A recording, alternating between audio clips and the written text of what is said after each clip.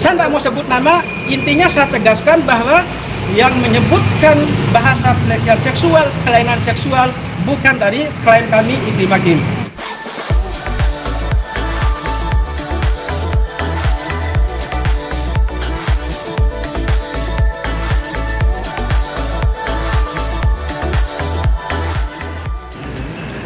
Tadi Pak Iklim Hakim sudah diinterview terkait dengan laporan Pak Hotman Paris Hutapea.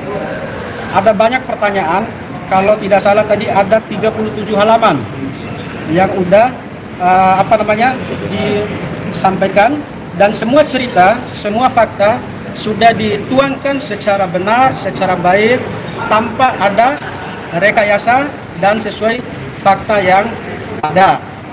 Tentang apa-apa yang ditanyakan secara detail, saya tidak akan sampaikan secara detailnya. Karena apa? Masalah ini sudah masuk dalam ranah hukum ya. Nah, sekilas saya akan sampaikan terkait dengan masalah masalah ya, tuduhan pencemaran nama baik terhadap Pak Hotman Paris terkait dengan ada dugaan bahasa pelecehan seksual atau kelainan seks, yang intinya klien kami katakan bahwa bahasa-bahasa itu tidak ada keluar dari mulut klien kami Iklim Hakim, baik itu bahasa pelecehan seksual, lebih-lebih bahasa kelainan seks, yang memang menurut Pak Hotman Paris itu yang buat dia sangat jengkel dan sangat murka dengan kalimat-kalimat seperti itu ya. Kemudian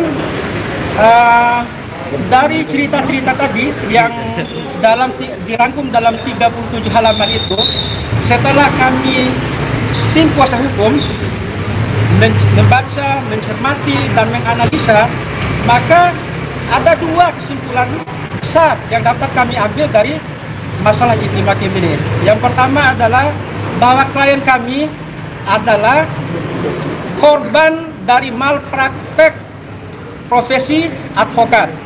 Ya, korban malpraktek dari profesi oknum advokat ya, yang kami tidak akan sebut namanya. Tentu publik media mengetahui siapa nama yang kami maksudkan itu. Kenapa kami katakan demikian?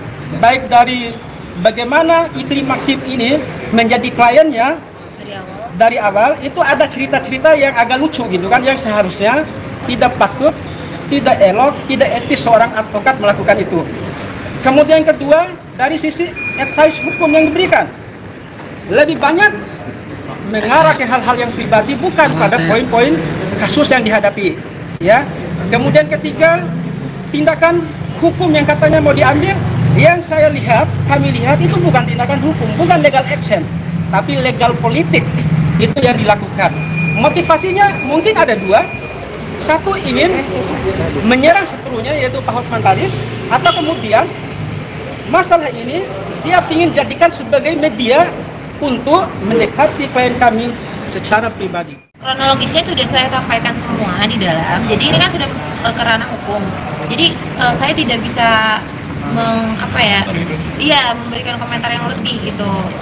Biarkan nanti waktu yang menjawab deh. Tapi dugaan pelecehan seksual tersebut sebenarnya yang dilakukan oleh Hotman Paris mungkin itu no comment. Kalau untuk saat ini no comment ya. Udah kita serahin semua, kita maafin gitu. Untuk sementara kita fokus gitu kan untuk menyelesaikan masalah ini ya. Kita tidak mau melebar kemana-mana dulu, karena masalah yang serius kami hadapi adalah masalah bahwa Iklim Hakim dijadikan korban dalam masalah ini, masalah stru dengan dengan lawannya, ataukah masalah bahwa masalah yang memang sempat viral itu beliau ingin mendapatkan simpati Iklim Hakim supaya bisa mendekati lebih serius secara pribadi ya. Setelah ini tentu menunggu apa ya dari pihak, kan ini kan ada dua terlapor, klien kami kan terlapor dua ya.